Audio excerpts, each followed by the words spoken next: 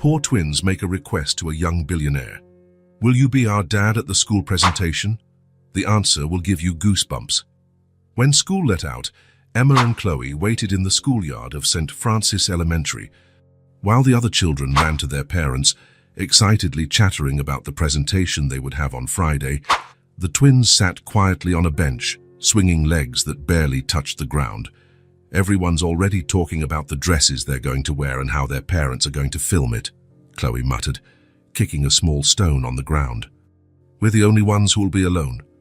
At least we have a mum, Emma replied, always the more practical one. Even if she can't come, Chloe pouted. But Tommy's mum doesn't even work, and his dad is taking the day off just to see him sing, and he's not even a good singer. The two fell silent, remembering that morning's conversation.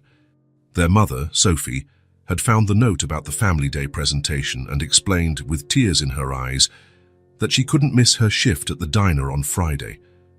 It was the busiest day of the week, and she was already hanging on by a thread after having to miss a day when Emma got sick last month. That's when the twins noticed a shiny black car parking across the street. A young man in a dark, well-tailored suit got out of the vehicle. He glanced at his watch, impatient, and took out his phone. "Look at that man," Chloe nudged her sister. "He looks important." Emma watched the stranger with curiosity. "Do you think he's someone's dad?" "No," Chloe answered thoughtfully. "I've never seen him before."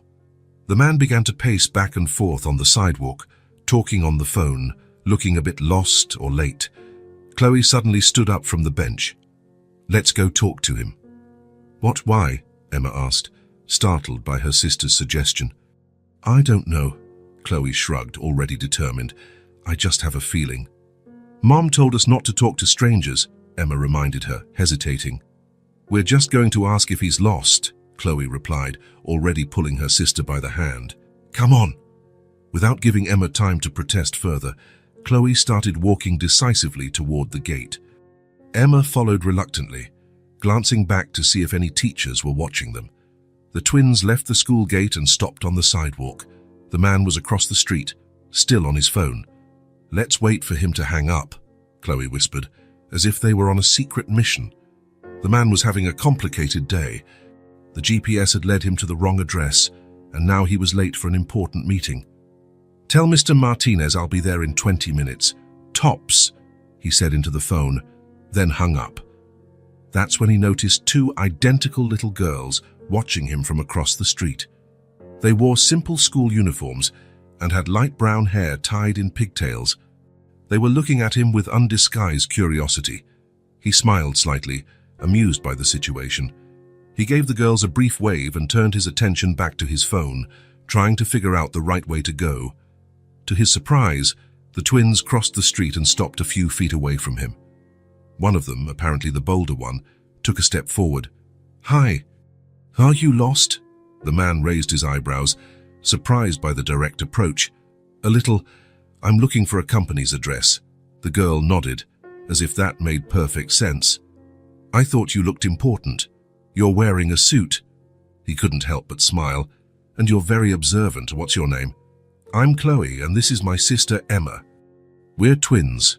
I figured that much," he replied, putting his phone in his pocket.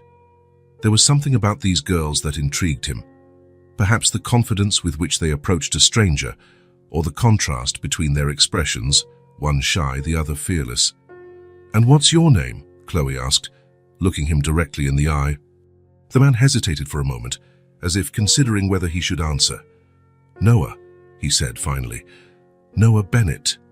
"That's a nice name," commented Emma. Speaking for the first time, her voice was softer than her sister's.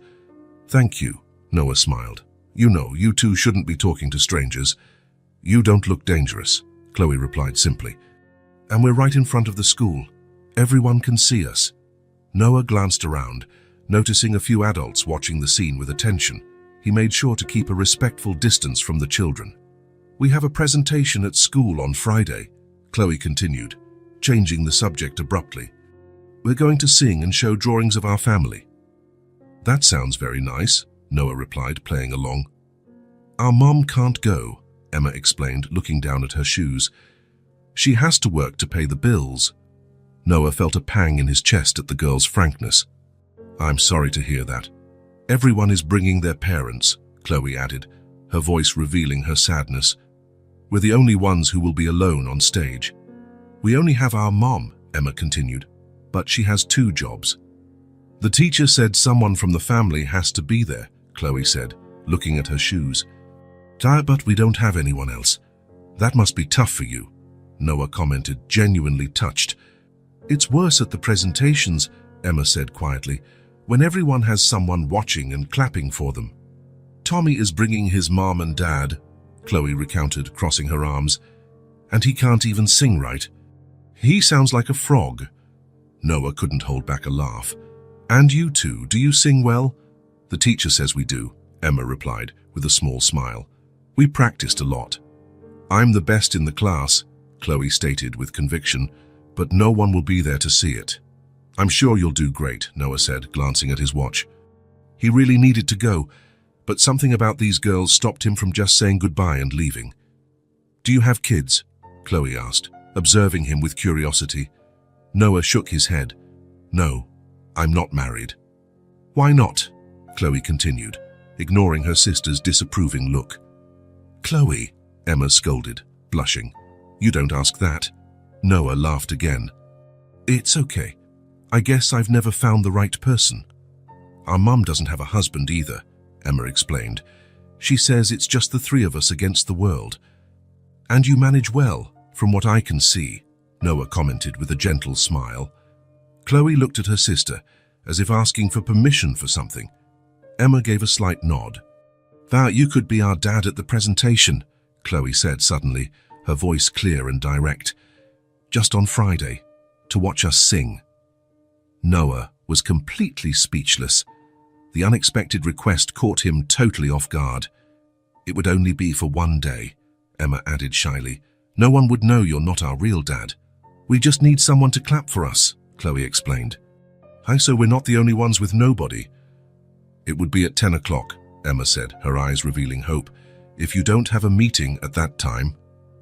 Noah looked at the girls, surprised by the boldness of the request.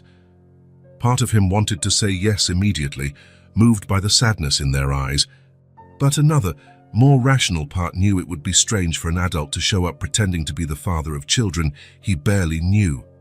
I don't know if that would be appropriate, he said finally.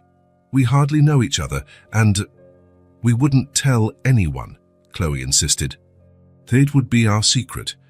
I understand you're disappointed that your mom can't go, Noah said gently, but I don't know if I can help in that way. The twins' faces lost some of their brightness. Chloe lowered her head, trying to hide her disappointment. It's okay, Emma said with a small smile. It was just an idea.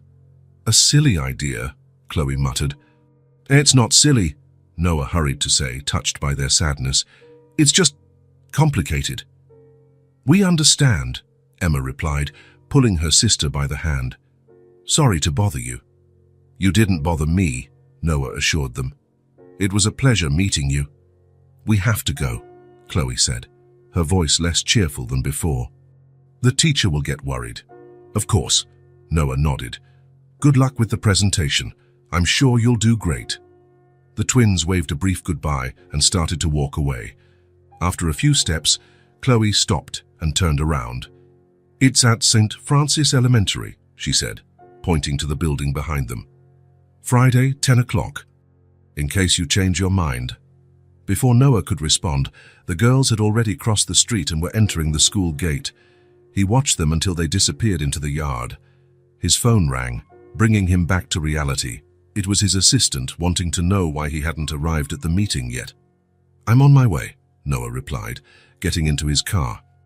As he drove, he couldn't get the encounter with the twins out of his head.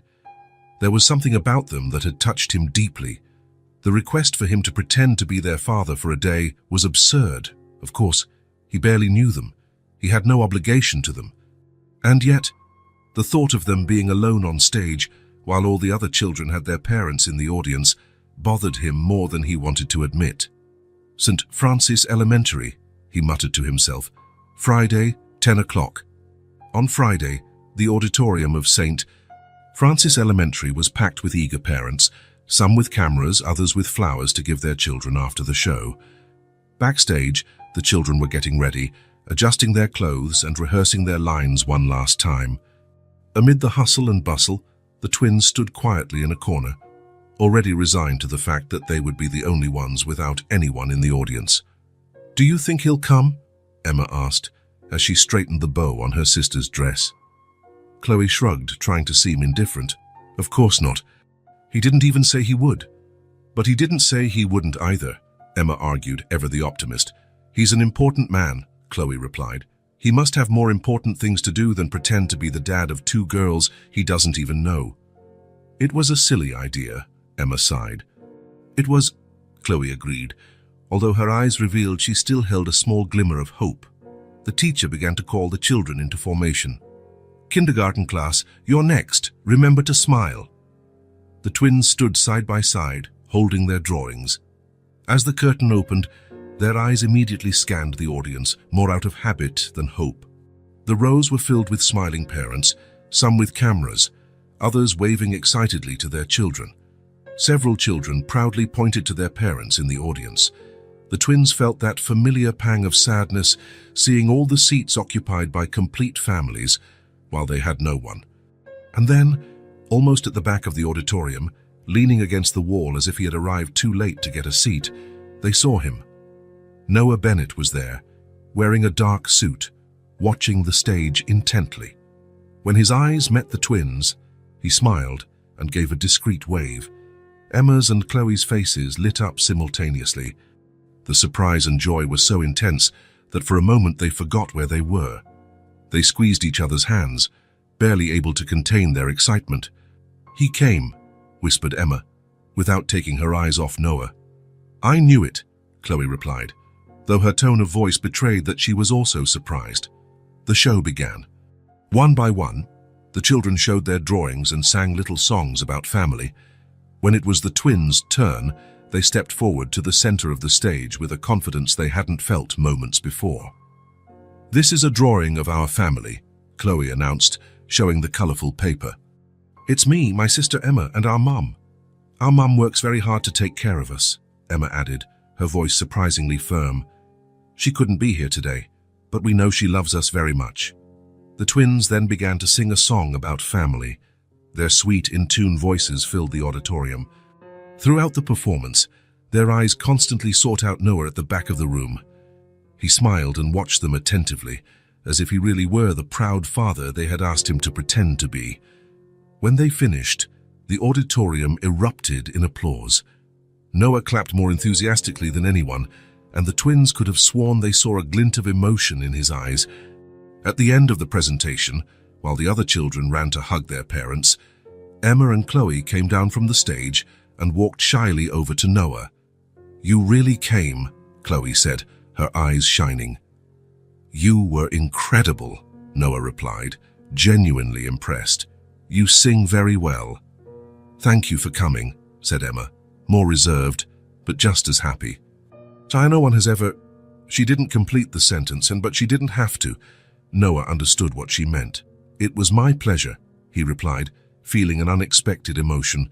"You invited me, and I couldn't miss it." "The other kids thought you were our real dad," Chloe recounted proudly. "We didn't say you weren't." Noah felt a lump in his throat. How could two children he barely knew affect him so much? "It's okay," he said, smiling. "Our secret." The twins smiled back, and in that moment, something shifted inside Noah. Maybe it was their innocence, or the way they looked at him with admiration, or simply the fact that they had trusted him, a complete stranger, to fill, even for a few hours, a void in their lives. "Shais, you were great," he repeated, not quite sure what else to say. "Truly. Thanks for being our dad today," Chloe said, with that disarming frankness that seemed to be her trademark. Noah nodded, not trusting his voice to reply. "We have to go now," Emma explained. "The teacher is calling everyone back to the classroom." "Of course," Noah replied, composing himself. It was very nice meeting you." The twins waved one last time and walked away, hand in hand as always. Noah watched them, until they disappeared into the crowd of happy families. Something had changed in him, a desire he never knew he had. The desire to protect, to care for, to be part of these children's lives was now present. As he left the school, Noah already knew that this encounter had touched his heart in a way he hadn't expected. That sad look in the girls' eyes, their courage in approaching him, the simplicity of their request, all of it had awakened something inside him that he couldn't explain. What he didn't imagine was how that simple, innocent request would change his life forever. While the other children were hugged and photographed by their proud parents, Noah remained at the back of the auditorium, watching the twins walk away with their teacher. The presentation was over, but he couldn't just leave. Those girls had broken through barriers he didn't even know existed, and now he found himself inexplicably connected to them. He decided to wait at the school entrance. Classes hadn't ended yet, but the Family Day presentation had been a special event. As the other families left the auditorium, Noah checked his watch. He had already cancelled 2 important meetings to be there, and now he considered cancelling the rest of his day. After almost an hour, the classroom doors opened and the children began to stream out. Noah spotted the twins immediately. They were walking hand in hand, chatting excitedly, their faces still glowing from the joy of their successful performance. When they saw him, they stopped for a moment, surprised that he was still there. Then, identical smiles spread across their faces as they ran toward him. "You're still here?" exclaimed Chloe, with contagious enthusiasm. "We thought you had already left," Emma added, more reserved but equally happy. Noah smiled, surprised by his own relief at seeing them again. "I wanted to say a proper goodbye," he explained. "So you were truly amazing up there. Everyone thought you were our real dad," Chloe recounted, lowering her voice as if sharing a secret. "The teacher asked where you came from, and we just said it was a surprise." Noah laughed, fascinated by the girl's spontaneity. A sudden idea popped into his head, and before he could think better of it, the words were already out. "Have you had lunch yet? I was thinking we could get something to eat together, to celebrate the presentation." The twins' eyes widened in perfect sync. "Like at a restaurant?" Chloe asked, incredulous. "If you'd like," Noah replied, realizing too late that he might be crossing a line. "Of course, if you don't have other plans or if you don't need to go home." "We don't have plans," Emma hurried to say. "We usually go home by ourselves and make a sandwich. Mom only gets home from her first job at 3, Chloe explained. Noah felt a pang of sadness imagining the girls going back to an empty apartment, preparing their own lunch. Children of 6 or 7 shouldn't have to spend so much time alone. "So, what do you think?" he asked. "I know a place nearby with the best milkshakes in town." "Milkshakes?" Chloe's eyes sparkled. "Can we really?" "Of course," Noah smiled. "You deserve it, after that performance." Emma, always the more cautious one, hesitated. "Mom said we shouldn't go to places with strangers." "She's right," Noah agreed seriously. "That's a very important rule. But we know each other now, don't we? And we're in public, where everyone can see us." Emma considered for a moment, then nodded. "I guess it's okay, just this once. What do you think, Chloe?" "I think I'm hungry," Chloe replied promptly, making Noah laugh. "It's settled then," he said, offering a hand to each of them. "Let's go celebrate your performance." The twins took his hands without hesitation, and together they walked to the car. Noah helped them buckle their seatbelts in the back seat, struck by how natural it felt, as if he had done it hundreds of times before. The restaurant Noah chose wasn't far, a family-friendly place with outdoor seating and a varied menu. It wasn't the kind of establishment he usually frequented, but it seemed appropriate for the occasion.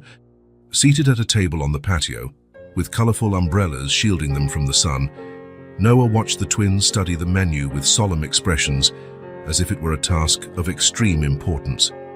"Can I order anything?" Chloe asked, her eyes scanning the colorful pictures. "Of course," Noah replied. "Whatever you want."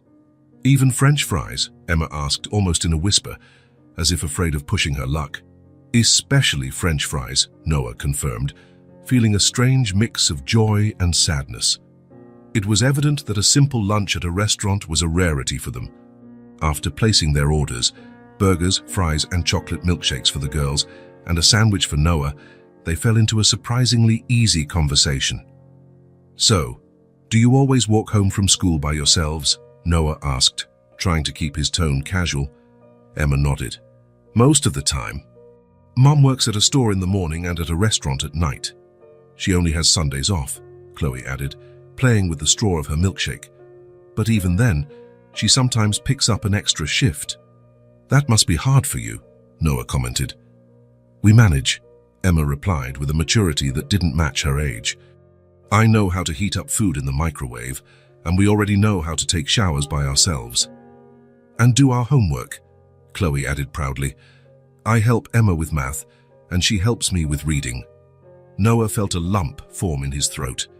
These children had already learned to be independent in a way no child should have to. "Mom said it will be easier when she finishes college," Emma explained, as if feeling the need to defend her mother. "She studies at night, when we're already asleep." "Your mother sounds like an incredible person," Noah commented sincerely. "Working, studying, and taking care of you." "She's the best mom in the world," Chloe affirmed with conviction. "But sometimes we wish we had a dad too." Emma nudged her sister, as if scolding her for her frankness, but Chloe just shrugged. "It's true," she insisted. "Everyone at school has a dad except us." You've never met your father?" Noah asked hesitantly, unsure if he was treading on forbidden territory. The twins shook their heads simultaneously. "Mom said he left before we were born," Emma explained. "She doesn't really like to talk about it." "But we have pictures of him," Chloe added. "Mom keeps them in a box under her bed." "Chloe," Emma chided, "we're not supposed to go through Mom's things." "I didn't go through them," Chloe defended herself. "I saw it when I was looking for my lost sock." Noah watched the interaction with fascination. It was clear that, despite their identical appearances, the girls' personalities were completely different, one cautious and responsible, the other impulsive and direct. "Do you have a lot of friends at school?" Noah asked, deliberately changing the subject. The conversation flowed naturally as they ate. The twins told him about their teachers, their favorite subjects, their classmates. Noah listened with genuine interest, asking questions and laughing at the stories they told with such enthusiasm. "And you?" Chloe asked suddenly as she finished her milkshake. "And were you always rich?" "Chloe!" Emma exclaimed, looking mortified. "I'm sorry," she added, looking at Noah. "She has no filter," Noah laughed. "It's okay. And no, I wasn't born rich. In fact, I grew up in very different circumstances than I have today." The twins looked at him with renewed curiosity. "What do you mean?" asked Emma. Noah hesitated. He wasn't used to talking about his past, especially with people he had just met.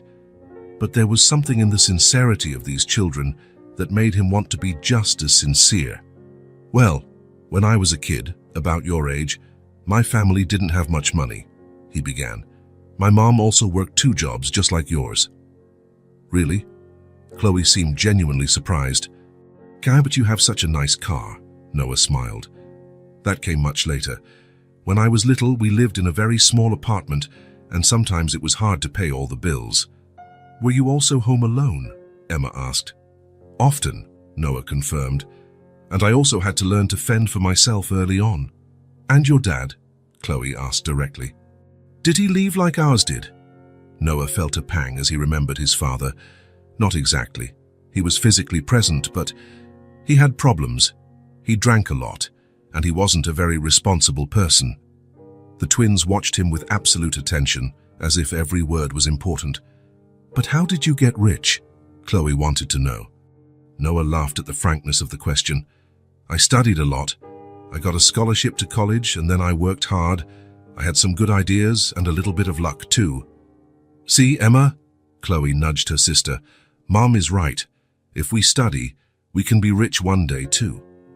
"It's not just about money," Noah added gently. "It's about doing something you love, and that makes a difference." When they finished eating, Noah realized he had spent almost 2 hours talking with the girls. Time had flown by in a way it rarely did during his business lunches. "I think it's time to take you home," he said, looking at his watch. A brief look of disappointment crossed the twins' faces, but they nodded understandingly. "That was the best lunch of my life," Chloe declared solemnly, making Noah smile.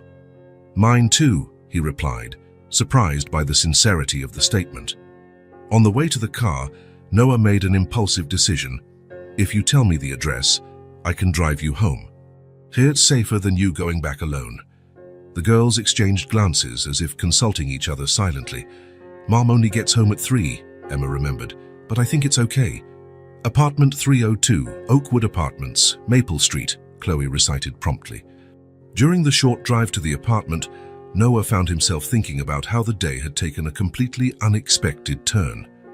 What had started as an impulsive act of kindness, attending the school presentation of 2 girls he barely knew, had turned into something more significant. The Oakwood Apartments was a modest 4-story building, without an elevator, in a simpler part of the city. Noah parked the car and accompanied the twins to the 3rd floor. "This is it," announced Emma, stopping in front of door 302.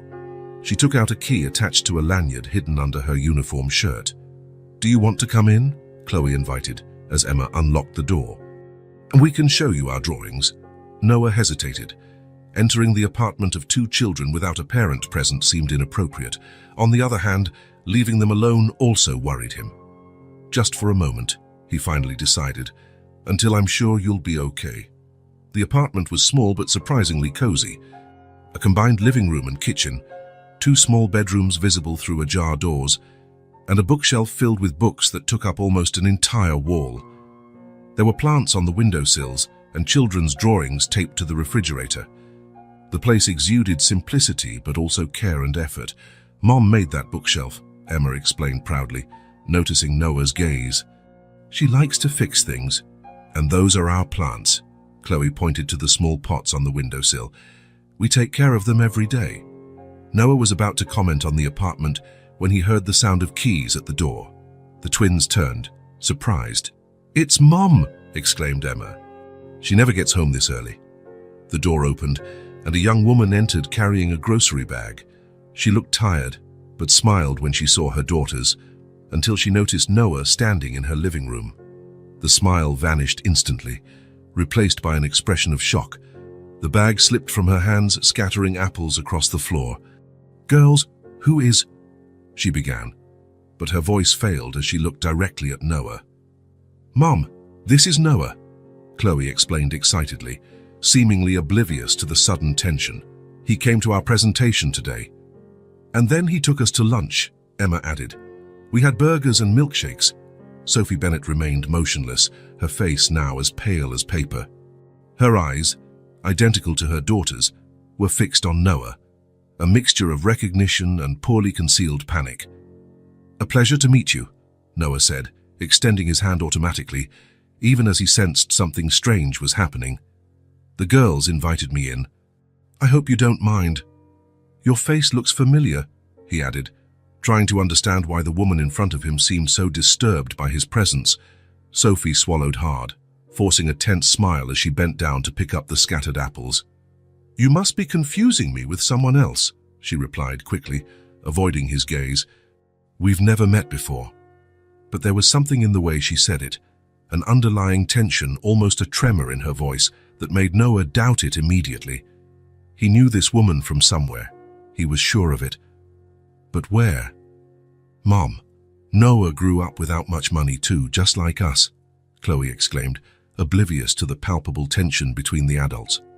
"And now he's rich and has an amazing car." "Chloe, Emma, why don't you go change your clothes?" Sophie suggested, finally looking at her daughters. "I need to talk to Mr. Bennett." The girls looked like they were about to protest, but something in their mother's tone made them obey without question. Reluctantly, they headed to their room, casting curious glances over their shoulders before closing the door. When they were finally alone, the silence between Noah and Sophie was almost palpable. He watched her more closely, the light brown hair tied in a simple bun, the tired but still intensely green eyes identical to her daughter's. "Gus, I really feel like I know you from somewhere," Noah insisted gently. Sophie took a deep breath as if gathering courage. Her eyes finally met his, and in that moment, Noah felt something, a connection, a memory trying to surface. "You should leave," she said, her voice a bit firmer now. "And please, don't come back." The girls don't need false hope in their lives. False hope, Noah repeated, confused. I just came to their presentation and brought them home safely. And why would you do that? Sophie questioned, crossing her arms defensively. Why would a man like you be interested in two children you barely know? The question caught him off guard.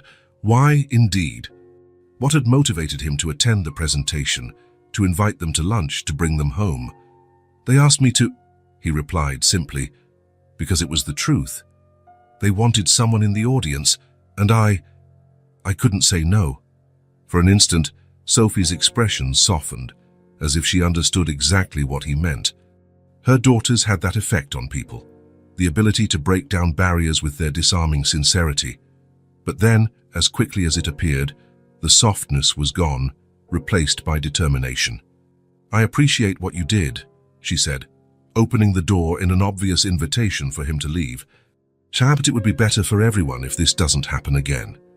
Noah felt a strange reluctance to leave, as if he were leaving something important behind. But he respected her wish, heading for the door. They are extraordinary children, he said, pausing in the doorway. You must be very proud. For a moment, Sophie looked like she was about to say something more.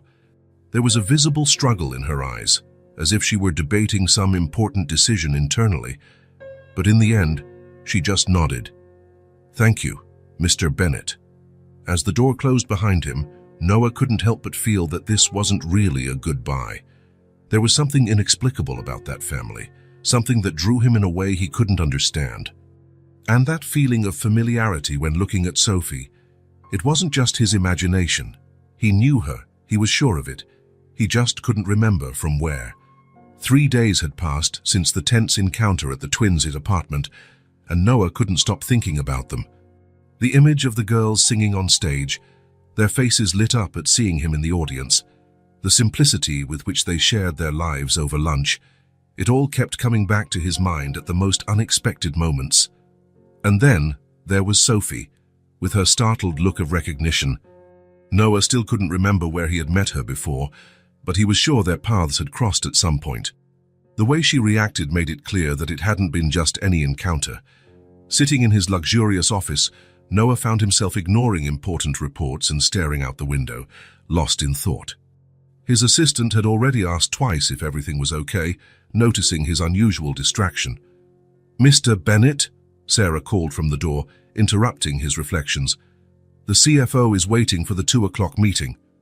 Cancel it, Noah replied abruptly. Cancel all my appointments for the rest of the day. The assistant hesitated, surprised by the request. In 6 years of working for him, she had rarely seen him cancel meetings without an urgent reason. Did something happen? She asked, concerned. Noah shook his head, already grabbing his jacket. No, nothing serious.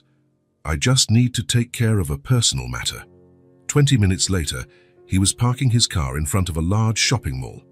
He didn't have a specific plan, just an impulse he couldn't explain even to himself. As he walked through the bright corridors of the department store, he stopped in the children's section. School uniforms and sneakers, backpacks, notebooks, the shelves were full of items that most parents bought without a second thought, but which for some families represented significant sacrifices. Noah remembered Emma's casual comment during lunch about how they had to save everything, even colored pencils, to make them last the whole year. Without hesitation, he began to select items, 2 complete sets of uniforms for each girl, new backpacks, notebooks, pencil cases filled with colored pencils, and sneakers, comfortable and good quality, not the cheapest ones on the shelf. He remembered how the girls had mentioned they liked to draw, so he added pads of special paper and a watercolor paint set. When he got to the checkout, the cashier looked at the amount of purchases with curiosity. Twins? She asked, smiling as she scanned the duplicate items. Noah nodded, surprised at how the idea didn't seem strange. Yes, 2 girls. They're lucky, the woman commented, looking at the quality of the items he had chosen. They're going to love these, especially these watercolors. My daughter has a similar set. Noah paid without paying attention to the total amount, a sum that was insignificant to him, but probably represented a full month's salary for Sophie. With his arms full of bags, he drove to the Oakwood apartments. With every block he got closer, He questioned his decision. Sophie had made it clear she didn't want to see him again. Was he overstepping boundaries, invading the life of a family he barely knew? But then he remembered the look in the twins' eyes when they mentioned having to save school supplies, the visibly faded and too small uniforms, and he decided to go ahead. In the worst-case scenario, Sophie would refuse the things, and he would donate them to a charity. He climbed the 3 flights of stairs and stopped in front of door 302. He took a deep breath and rang the doorbell. It was the twins who answered, their identical faces lighting up instantly upon seeing him. "Noah!" they exclaimed in unison, Chloe immediately throwing herself into his arms for a hug while Emma smiled more shyly. "You came back," Chloe continued, practically jumping with excitement. "Mom said you weren't going to come anymore." "Chloe," Emma gently chided her, always more mindful of social graces. "He brought a bunch of bags." Noah smiled, genuinely happy with the warm welcome. "I brought a few things for you. May I come in?" "Of course." Chloe pulled him by the hand, while Emma looked hesitantly toward the inside of the apartment. "Mom's in the shower," she explained. "She just got home from work." "Even better," Noah commented, stepping inside and placing the bags on the floor of the small living room. "I want to surprise all 3 of you." The twins' eyes widened when they saw the number of packages. "Is all this for us?" Chloe asked, incredulous. "So open them and see," Noah encouraged, feeling a wave of satisfaction at their excitement. He didn't have to say it twice. The girls began to explore the bags with enthusiasm, taking out each item with almost reverent care. Their eyes grew wider with each discovery. "Look, Emma," Chloe exclaimed, holding up one of the new uniforms. "It's the right size." Emma was already examining the pencil case full of colored pencils, running her fingers over each one as if they were tiny treasures. "There are 36 different colors," she murmured, amazed. But it was when they found the sneakers that Noah saw the reaction that touched him the most.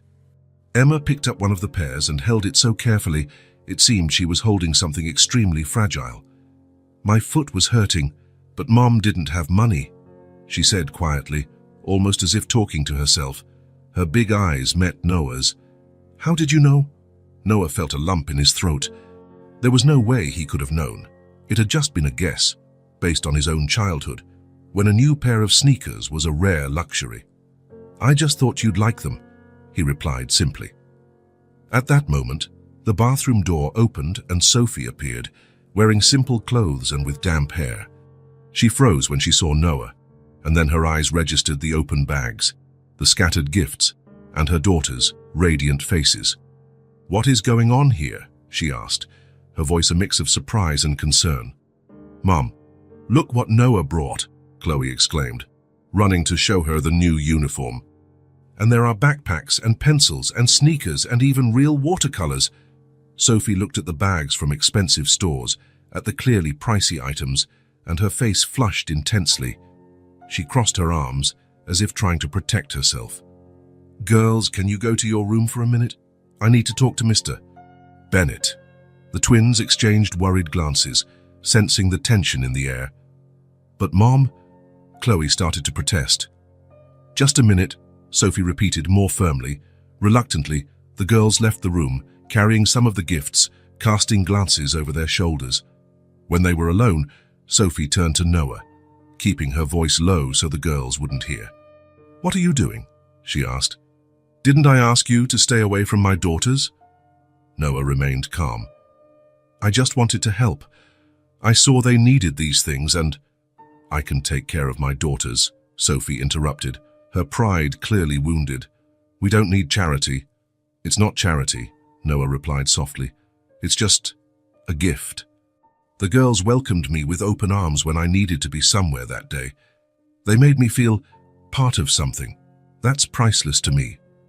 Sophie stared at him, studying his face as if trying to find any sign of falsehood.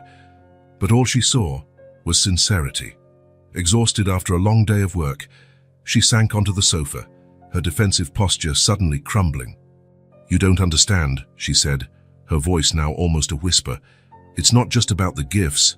It's about expectations. They've already grown attached to you, and when you get tired of this and disappear, who's going to explain it to them? The question hit Noah like a punch. He had never considered that. What would happen next? He had acted on impulse, moved by a connection he couldn't explain. "I'm not going to disappear," he replied, surprised by his own certainty. "Unless you really want me to go." Sophie sighed deeply, running her hands over her tired face. For a moment, she looked much older than her probable 30 years.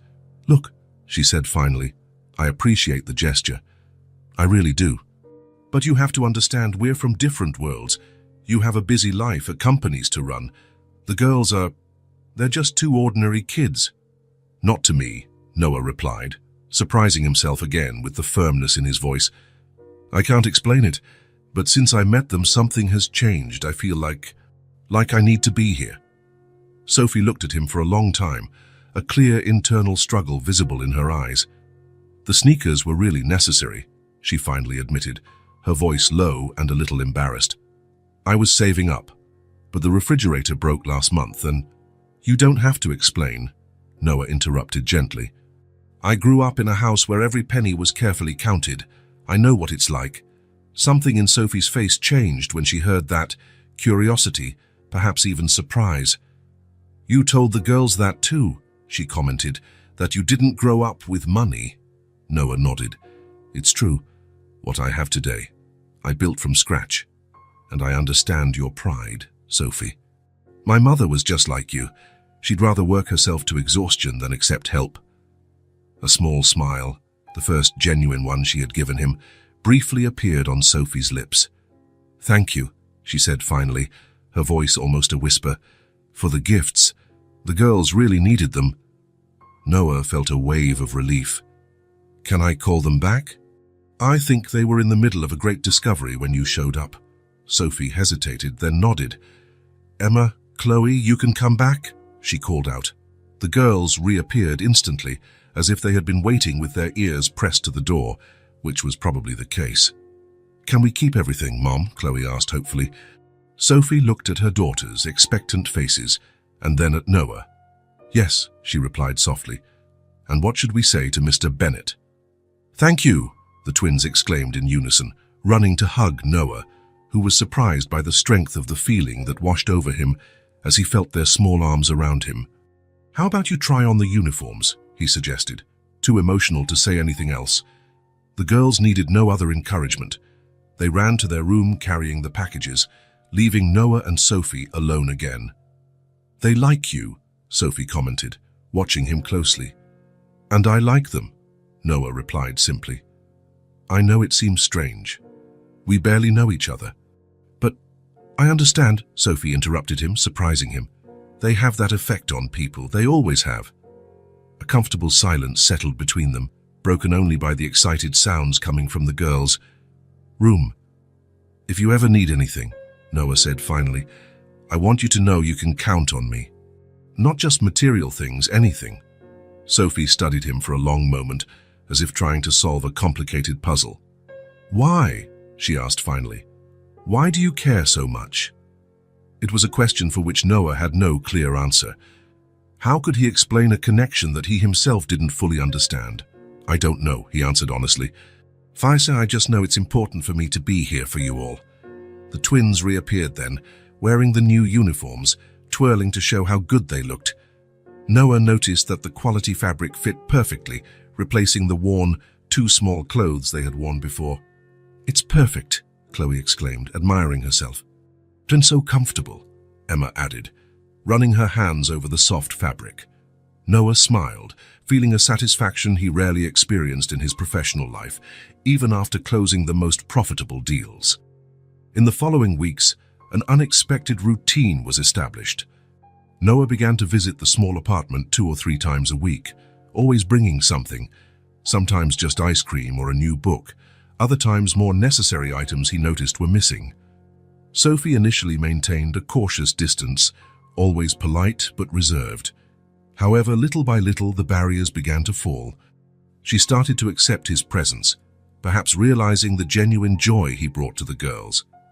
On a Saturday afternoon, Noah sat on the living room floor with the twins, drawing with the watercolors he had brought. They had spread out newspapers to protect the floor, and the three of them were completely absorbed in the activity. "Look, Noah, I drew you," Chloe announced, showing a colorful drawing where a tall figure in a suit held the hands of two identical girls. "That's amazing," Noah praised, genuinely impressed with the girl's talent. "You have a future as an artist." "I want to be a doctor," Chloe replied promptly. "But I'll draw in my spare time."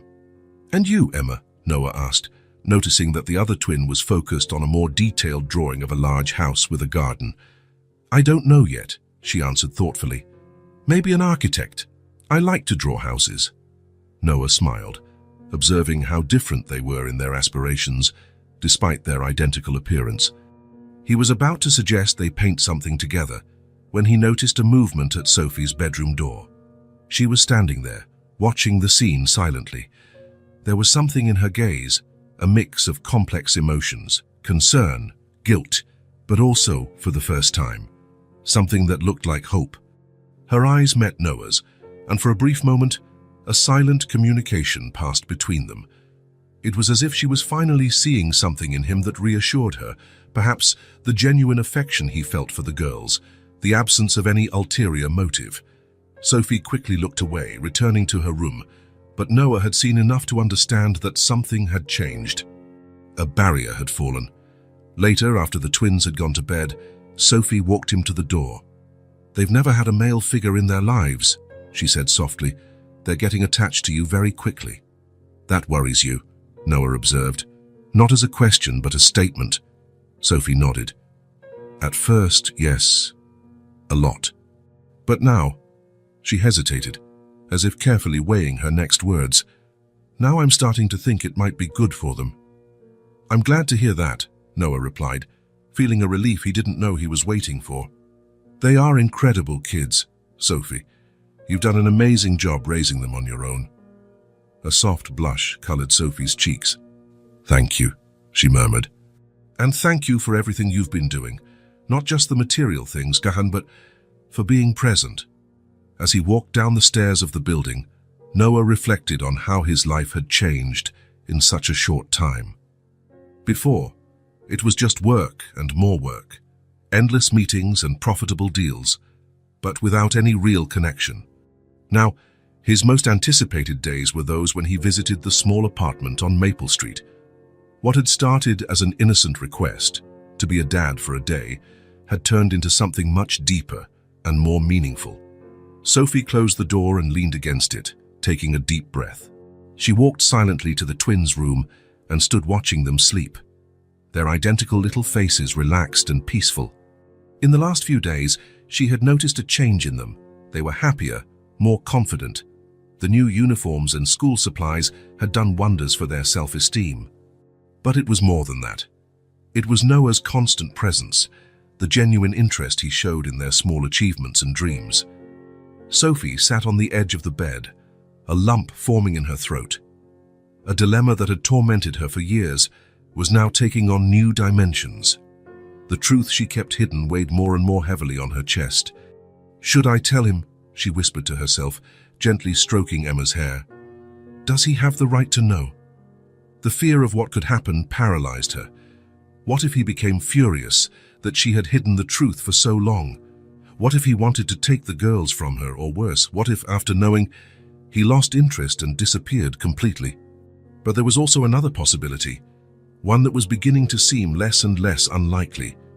What if he was really different from what she feared? What if he really cared about the girls as much as he seemed to? Sophie wiped away a silent tear. The most difficult decision of her life was approaching, and she knew she couldn't postpone it for much longer. The clock showed almost 9 o'clock when Noah arrived at the twins' small apartment. It wasn't his usual visiting time. He usually came earlier, to have time to play with the girls before dinner. But today Sophie had called, asking him to come after the children were asleep. There was something in her voice, a tension, a restrained urgency that had worried him all day. He knocked softly on the door, trying not to make too much noise. Sophie answered almost immediately, as if she had been waiting near the entrance. Her eyes looked tired, with small shadows underneath that he had never noticed before.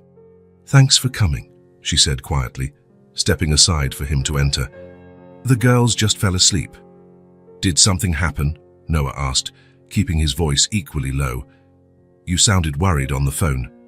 Sophie didn't answer right away. She closed the door carefully and gestured toward the small kitchen. Can we talk in there? I don't want to wake them. Noah nodded, following her to the cramped but impeccably organized kitchen.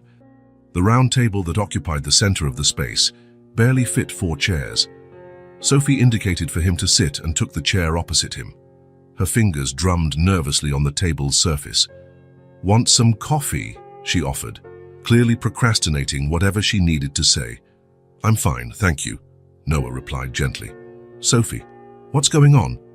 You're making me worried. She took a deep breath as if gathering courage.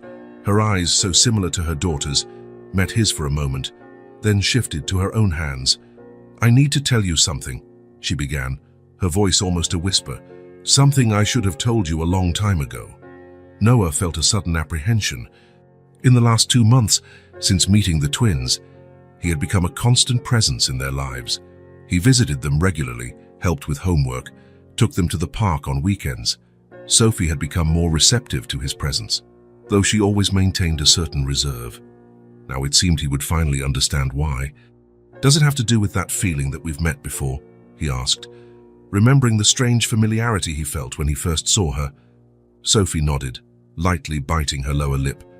I've never been good at hiding things, she said with a sad smile. And every time you look at the girls, every time you play with them or help them with something, the guilt just grows. Guilt, Noah repeated, confused. Sophie, what are you talking about? She closed her eyes for a moment, as if making a final decision. When she opened them again, there was a determination there that wasn't present before. We have met, she said finally, her voice trembling but firm. I was a waitress at that party.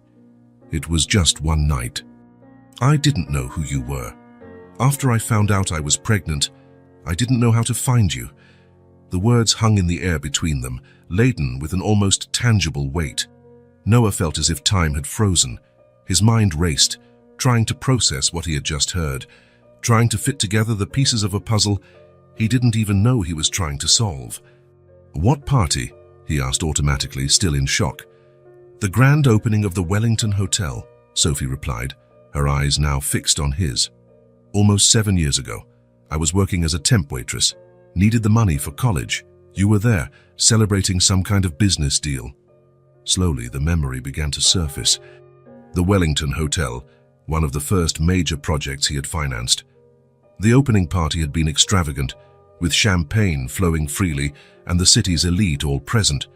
He had drunk more than usual, celebrating the success of the venture. You were wearing a black uniform, he murmured, the memory coming back now. Hair tied up, different from the curls you have now. Sophie nodded, a tear silently trickling down her cheek. You bumped into me near the restroom, she continued. I dropped a tray of glasses. You offered to pay for it, said you wouldn't tell anyone.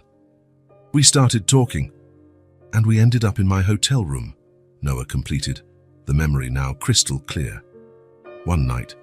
A single night with a beautiful waitress whose name he barely remembered the next morning. A casual encounter that meant nothing, or so he thought at the time. I had never done anything like that before, Sophie said, as if she needed to explain. I was never the type of person who... But there was something about you, a connection. And I was young, and you were so... She didn't finish the sentence, but she didn't need to. Noah remembered the charm he had used, the sense of power he felt that night, young and newly rich, celebrating his first big success. The next morning, you were already gone, he recalled. I left money on the nightstand. Sophie winced. I didn't take it. I left because I had another shift for breakfast, and when I came back to talk to you, you had already checked out. Silence fell between them, heavy with the reality of the implications. Noah looked at the closed door of the girls' room, feeling a wave of emotion so intense it left him breathless. The twins, he began, barely able to form the words. They are. Your daughters, Sophie completed, her voice almost fading. Yes. Noah felt as if the floor had disappeared from under his feet. The twins, Emma and Chloe, were his daughters. The small hands that held his when they went to the park, the identical smiles that greeted him at the door, the curious questions about his work. All this time, he had been building a relationship with his own daughters without knowing. "Why didn't you look for me?" he asked, his voice hoarse with emotion. "I tried," Sophie replied, the tears now flowing freely. "When I found out who you really were, not just some hotel guest, but Noah Bennett, the businessman, I thought about finding you. I even went to your office once, but what? I saw you leaving with a model, I think, getting into a limousine. It seemed like such a different world from mine," she explained, wiping her tears with the back of her hand. "Who was I? A pregnant waitress you would barely remember. What kind of reception would I get? What if you thought I was after your money? Or worse, if you demanded a DNA test and tried to take the babies from me?" Noah closed his eyes, feeling the weight of the situation. He understood her fear. At the time, he probably would have reacted exactly as she feared, with suspicion, possibly even hostility. "So you decided to raise them alone," he concluded. Sophie nodded. "I never thought we would meet again. When you showed up at that school presentation, it was like fate was mocking me. And when the girls asked you to introduce them to me," Noah began, the pieces finally fitting together. "I panicked," Sophie admitted. "I didn't know what to do. Part of me wanted to tell you everything that same day, but I was so scared." "Scared of what?" Noah asked gently. "Of losing my daughters," she replied, her voice choked with emotion. "Of you using your money and power to take them from me. Or worse, of you rejecting the idea completely and breaking their hearts." Noah fell silent, absorbing it all. He looked again at the bedroom door, imagining the girls sleeping, oblivious to the conversation that would change their lives forever. "But you're telling me now," he observed, looking back at Sophie. "What changed?" Sophie took a deep breath, her gaze now firmer. "You changed. Or maybe the way I see you has changed. For the last 2 months, you've been different from what I imagined. The way you treat the girls, how you respect our boundaries, how you genuinely care." She hesitated, then continued. "They deserve to know who their father is, and you deserve to know you have 2 wonderful daughters." Noah felt the pieces finally fall into place. The inexplicable connection he had felt upon meeting the twins, the familiarity in Sophie's face, the way he felt so comfortable in that small apartment, it all made sense now. He was a father to 2 incredible girls who had already captured his heart before he even knew they shared his blood. The night had been long for Sophie. After Noah left, she remained sitting in the small kitchen for hours, replaying the conversation, the expression of shock on his face when he finally understood the truth. He hadn't yelled or made threats as she had feared for so many years. Instead, he had been silent, processing the information, asking questions with a calmness she hadn't expected. When they finally said goodbye, Noah had asked for some time to absorb it all. "I need to think," he had said, his voice hoarse with emotion. "This changes everything." Sophie had agreed, knowing he deserved that space. They agreed that she would talk to the girls first, preparing them for the truth that, in a way, they already seemed to sense. Now the next morning, Sophie felt exhausted but strangely light, as if a huge weight had been lifted from her shoulders. The truth was finally out, after so many years of secrecy. Emma and Chloe woke up early, as they always did on Saturdays, eager to enjoy the day. Usually, Noah would show up around 10 thrown, perhaps to take them to the park or the children's museum. The girls were already in the living room, drawing with the watercolors he had brought weeks ago. "Girls," Sophie called softly, sitting on the sofa. "Can we talk for a bit?" The twins looked up from their drawings, curious about their mother's serious tone. "Is something wrong?" Emma asked immediately, always the most perceptive about adults. "Mood shifts." "No, sweetie," Sophie replied, trying to smile. "Actually, it's something important. Can you come sit here with me?" The girls exchanged a look, that silent communication they always had, and got up, leaving their drawings on the floor. They sat on either side of Sophie on the small sofa. Sophie put her arms around her daughter's shoulders, pulling them closer. Her heart was beating fast, nervous, but she knew she had to do this. "Remember when you asked me about your dad?" she began, keeping her voice calm. The twins nodded simultaneously, suddenly attentive. "And I said he had left before you were born, and that I didn't know how to find him." "Yes," Emma replied. "You said he didn't know about us." Sophie took a deep breath. "That's right. I was never able to tell him that you existed, but something incredible happened." "What?" Chloe asked, her big eyes fixed on her mother's face. Sophie stroked her daughter's identical hair, trying to find the right words. "Sometimes, life surprises us in ways we can't imagine. Sometimes, people we've lost touch with reappear when we least expect it." "Mom," Chloe interrupted, impatient as always. "What are you trying to say?" Sophie smiled, despite her nervousness. Chloe always got straight to the point. "Noah is your dad," she said finally, her voice soft but clear. There was a moment of absolute silence. The twins looked at each other, that silent communication once again, their identical faces registering the same initial surprise, followed by something Sophie didn't expect, a kind of understanding, almost as if a suspicion had been confirmed. "We already thought he was our daddy," Emma said at last, her voice small but sure. Sophie blinked, surprised. "You thought so?" Chloe nodded vigorously. "He looks like us. He has the same smile as Emma and the same eyes as me. And he just showed up out of nowhere, after we wished for a dad," Emma added, with the simple and direct logic of children. It seemed too magical to be a coincidence. Sophie felt tears welling up in her eyes. All this time, while she had tortured herself with secrets and fears, her daughters had made the connection with the pure intuition that only children possess. "But you said you didn't know where our dad was," Chloe remembered, frowning in confusion. "And I didn't," Sophie confirmed. "It was truly a coincidence that he showed up at your school that day. I had no way of knowing he would be there, or that you would find him. So it really was magic," Chloe concluded with conviction. Sophie smiled through her tears. "Maybe it was. Sometimes life works in mysterious ways." "Why didn't you tell us sooner?" Emma asked, always the more practical one. "When he started visiting us," Sophie sighed. "I was scared," she admitted honestly. "Scared of how he would react, scared that he might be angry with me for not telling him sooner." "And was he angry?" Chloe asked, her big eyes revealing a hint of concern. "No," Sophie replied, remembering Noah's restrained reaction the night before.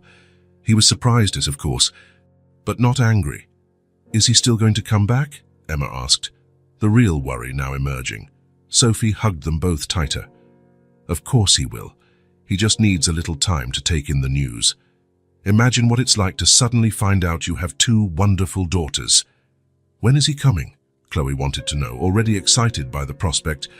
"Soon," Sophie promised, hoping she was right. "He just needs a little time." The girls seemed satisfied with the explanation, although Sophie could see they had 1,000 questions. They spent the rest of the morning talking about Noah, about how he had entered their lives, about all the clues the twins thought they had noticed that indicated their relationship. Sophie listened in amazement at their perspective, realizing that, in many ways, her daughters had understood the situation better than she had herself. The following days were filled with anxious waiting. Sophie had tried calling Noah once, but it went to voicemail. She decided to respect the space he had asked for, though each day of silence increased her worry. The girls asked about him every morning before school and every night before bed. "Is he coming today?"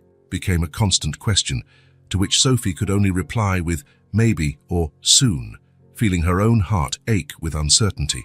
3 days turned into 4, and then 5. There was no news from Noah. Sophie alternated between worry and anger. Had she been wrong? Had he, confronted with the reality of fatherhood, decided to simply disappear? On the morning of the 6th day, Emma asked the question that hurt the most. "Mommy, does Noah not want to be our dad anymore?" Sophie felt her heart break, seeing the sadness in her daughter's eyes. "That's not it, honey. I'm sure that's not it." "Then why hasn't he come?" Chloe insisted. "He hasn't even called. Sometimes adults need more time to understand things," Sophie tried to explain, although she herself was beginning to have doubts. That afternoon, the girls insisted on waiting at the entrance of the building, sitting on the low wall by the gate. "What if he comes today?" Chloe argued. "How we want to be the first to see him." Sophie didn't have the heart to say no. She allowed them to stay there, visible from the kitchen window, watching every passing car with renewed hope. The sun was beginning to set when a familiar black car parked across the street. The twins, who were almost giving up, immediately sat up straight. From the window, Sophie saw Noah get out of the vehicle. He looked tired, with dark circles visible even from a distance, but there was something in his posture, a determination, a certainty, that made her hold her breath. The girls didn't move, as if they feared any movement might make him disappear again. Noah saw them and stopped for a moment, clearly surprised to find them waiting. Then he walked toward them, his steps firm but cautious. Sophie hurried down the stairs, wanting to be present for whatever happened, but she stopped at a respectful distance, allowing the girls to have their moment. Noah approached the twins, who were still sitting on the wall, their small faces serious and expectant. He knelt before them, bringing himself to their eye level. "Hi," he said simply, his voice hoarse with emotion. "Hi," the twins replied in unison, still not smiling. There was a moment of silence, charged with everything that needed to be said. It was Chloe, as always, who spoke first. "We thought you didn't want to be our dad anymore," she said, her usually confident voice now reduced to an insecure whisper. Noah's expression broke upon hearing those words. Sophie could see, even from where she stood, the genuine pain in his eyes. "No," he replied immediately, his voice firm despite the evident emotion. "Never think that, ever." He held out his hands, one for each girl, and they took them after only a moment's hesitation. "I'm sorry I disappeared," he continued. "I had to sort out some important things to make sure I could keep all the promises I want to make to you." "What things?" Emma asked, always the pragmatist. Noah smiled, a gentle smile that transformed his tired face. "Grown-up stuff. Work, mostly. I had to reorganize a lot of things, to have more free time." "Time for what?" Chloe wanted to know. "Time for you," Noah replied simply. "Time to be a dad." The twins exchanged glances, that silent communication they always had. Sophie could see hope slowly returning to their faces. Noah took a deep breath, still holding the girls' hands. "I want you to know something, and I want you to never forget it, no matter what happens." The twins looked at him with absolute attention. "Nothing in the world will ever keep me away from you," he declared, his voice filled with an unshakable certainty. "I want to put you on my birth certificate. I want to give you my name. I want to be present for everything. School presentations, birthdays, ordinary days, every moment. I want to be the father you deserve to have." The girls' eyes widened at his words. For a moment, no one spoke, the weight of the promise hanging in the air between them. Then, as if responding to an invisible signal, the twins threw themselves into Noah's arms simultaneously. He hugged them tightly, closing his eyes as he held them against his chest. Sophie felt tears streaming down her face as she witnessed the scene. 7 years of worry, of doubts, of sleepless nights wondering if she had made the right choice. All of it seemed to dissipate before the image in front of her. Noah looked up and saw her standing there. Without letting go of the girls, he extended a hand toward her, inviting her to join them. Sophie hesitated for only a second before approaching. When she took his hand, Noah squeezed it firmly, his eyes conveying 1,000 unspoken words. Gratitude, forgiveness, promise. "We're going to make this work," he said. The "we" encompassing all 4 of them. "Together." Sophie nodded, unable to speak through the tears of relief that now flowed freely. For the first time in years, she allowed herself to believe that maybe, just maybe, they could truly be a family. 3 weeks had passed since the revelation.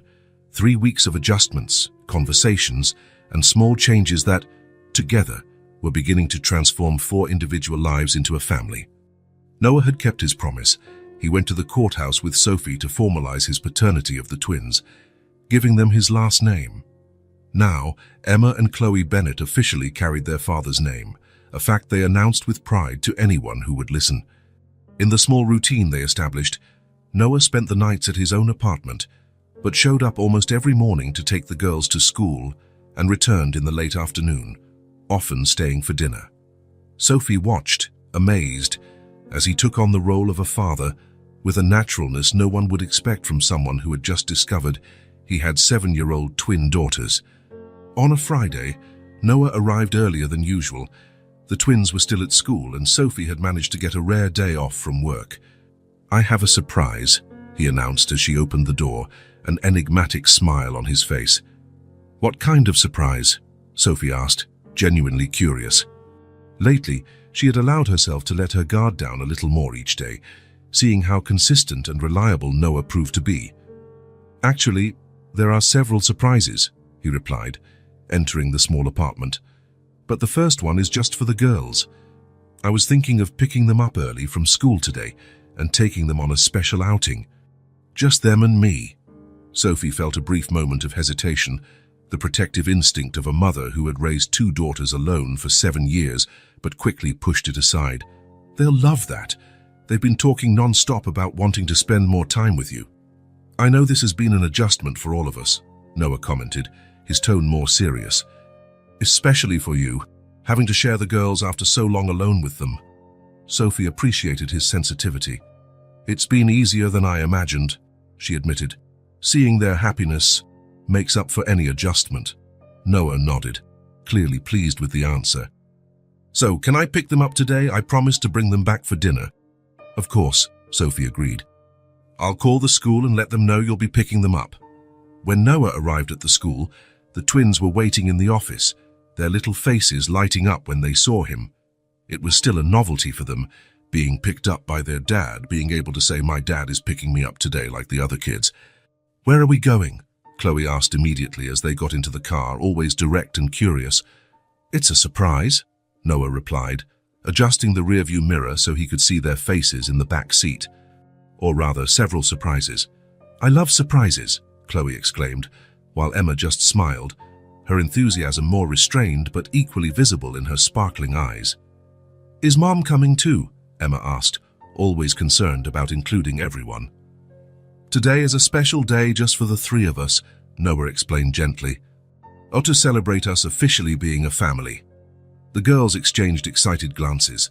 Since Noah had signed the papers acknowledging his paternity, they carried a new kind of confidence, a security that came from finally having what so many other children had, a present father.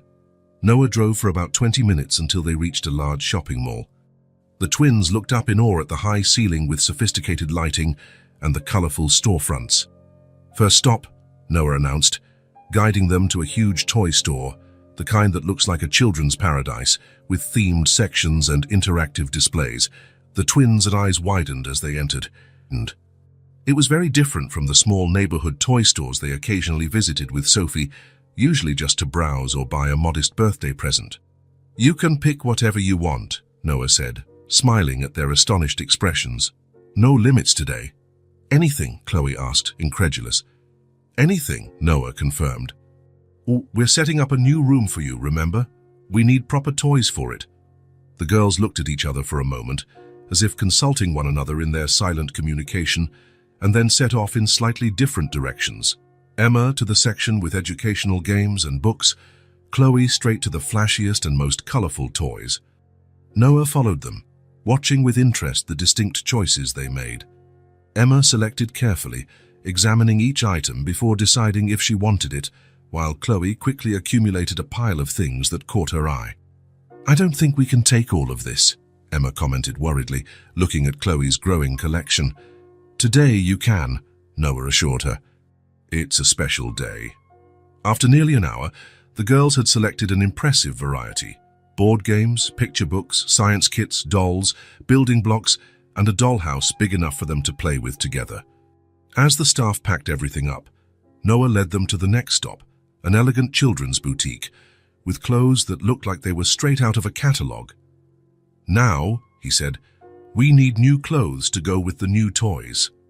The twins seemed almost intimidated as they entered the sophisticated store. A sales associate approached, smiling kindly. "Can we help you with anything specific today?" "We're looking for a complete wardrobe for my daughters," Noah replied, feeling a special warmth as he said, "my daughters," out loud. "Clothes for all occasions." The sales associate nodded, professional but visibly excited at the prospect of a large sale.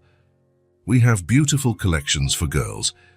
Would you like to see something more casual or clothes for special occasions?"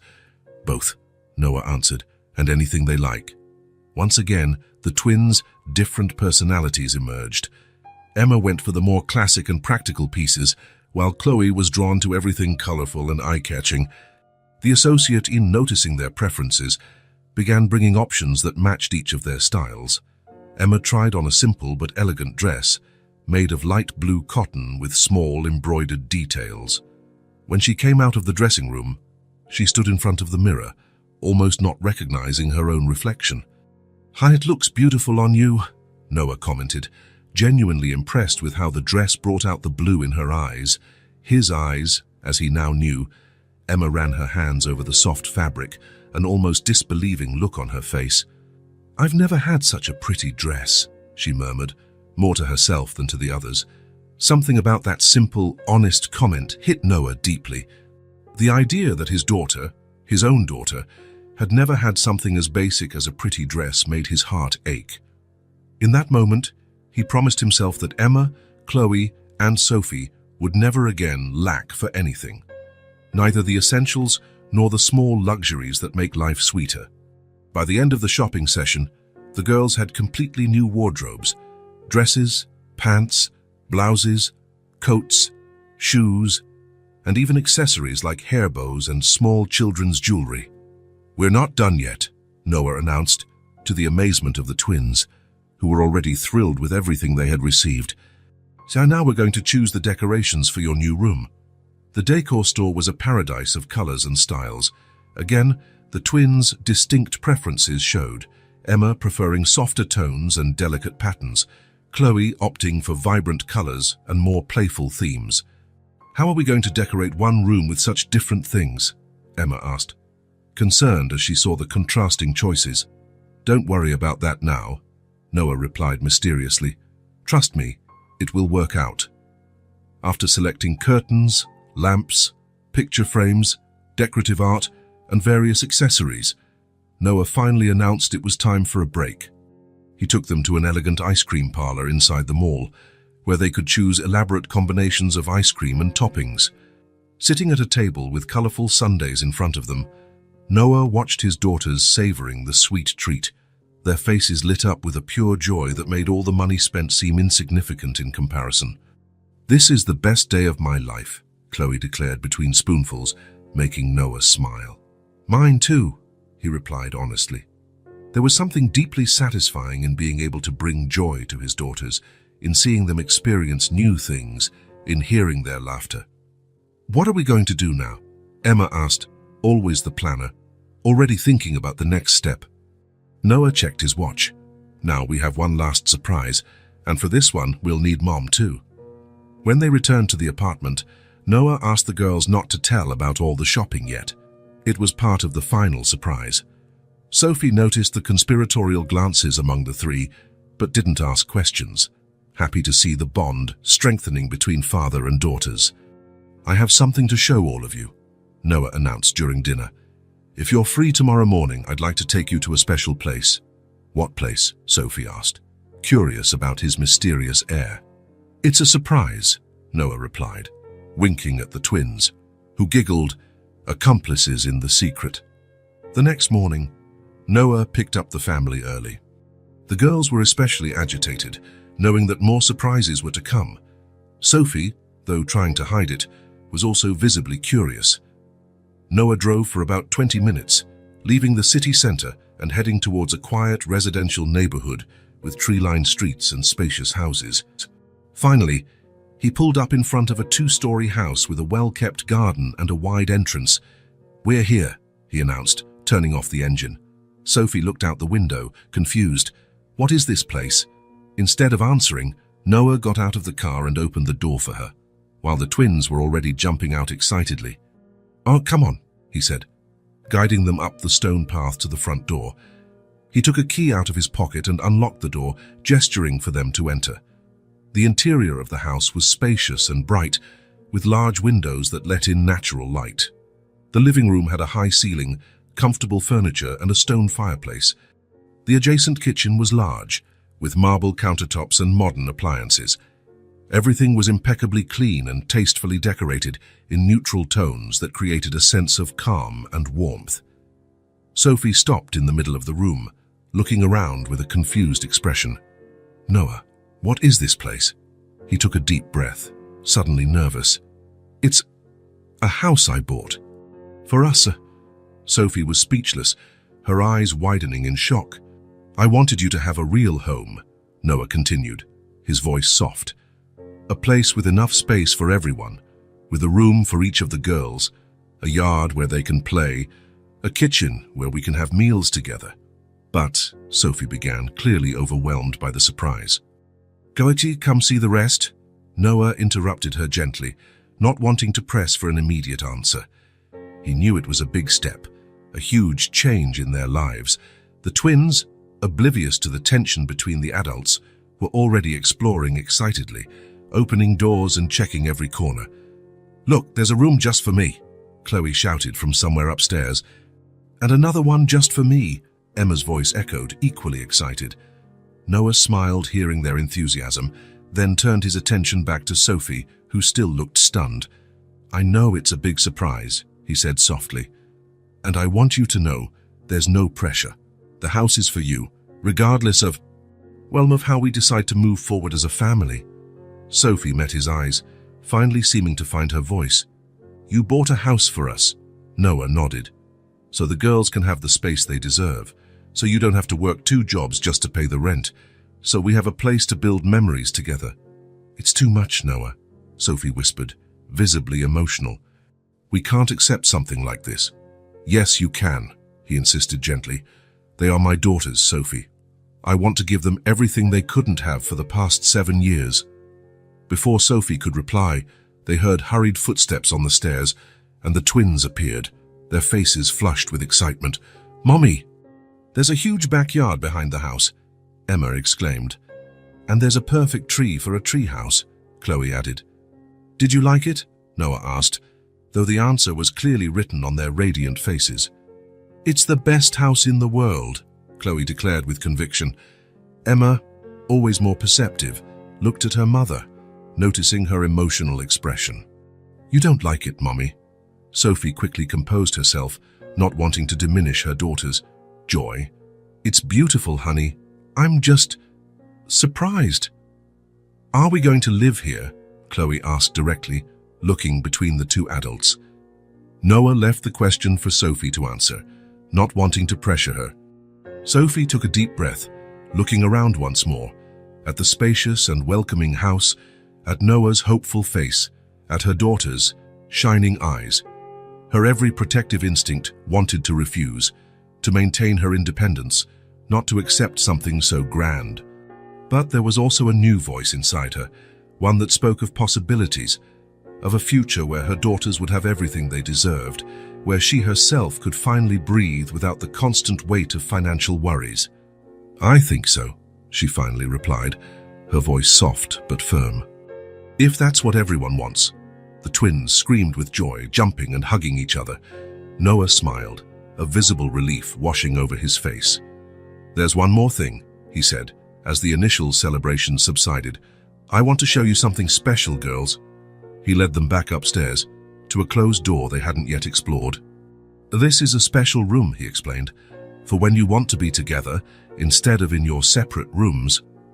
As he opened the door, it revealed a magical space, a large room decorated with a perfect combination of the contrasting styles the twins had chosen at the store. On one side, the soft tones and delicate patterns that Emma preferred. On the other, the vibrant colors and playful elements that Chloe loved. In the center, a common area where the styles blended harmoniously. All the purchases from the previous day, the toys, the decorative accessories were there, perfectly arranged. The dollhouse held a place of honor against one wall, and a bookshelf filled with books covered another. "It's our dream room," Emma exclaimed, running inside to explore. 2 weeks later, The move was complete. The small apartment on Maple Street had been exchanged for the spacious house in the tree-lined neighborhood. Sophie still worked, but only one job, with hours that allowed her to be home when the girls returned from school. It was in this new chapter of their lives that the first school event with Noah, officially as a father, took place. A science fair, where the twins would present a project on the water cycle, which they had prepared with his help. While the other children gave their presentations, Noah stood beside Sophie in the audience, the two exchanging proud glances every few minutes. When it was the twins' turn, they stood confidently next to their colorful poster. "Our project is about the water cycle," Emma began, her voice clear and firm. "And our dad helped us build this model," Chloe added, pointing to the three-dimensional display that showed the process of evaporation and precipitation. The pride on their faces as they said, "Our dad," was evident to everyone. After the presentation, when they received warm applause, they ran directly to Noah, who hugged them tightly. "Guys, you were amazing," he praised, genuinely impressed with their confidence. "It was thanks to your help," Emma replied, her arms still around his neck. As Chloe ran off to show something to a classmate, Emma lingered for a moment longer, hugged to her father. She leaned in and whispered in his ear, "Good thing we found you. Now you don't have to pretend to be our dad anymore. You're our daddy forever." Noah felt a lump in his throat, unable to respond with words. Instead, he just hugged her tighter, kissing the top of her head. Sophie watched the scene from a few steps away, her heart finally at peace. The path to get here hadn't been easy. Years of solitary struggle, of fears and doubts, followed by weeks of adaptation and change. But looking at her family now, her daughters happy and secure, the man she had rediscovered in such an unexpected way, she knew they were exactly where they were supposed to be. If this story touched your heart, subscribe to the channel and turn on notifications so you don't miss the next ones. Leave a like because it helps this story get recommended to more people. See you in the next story.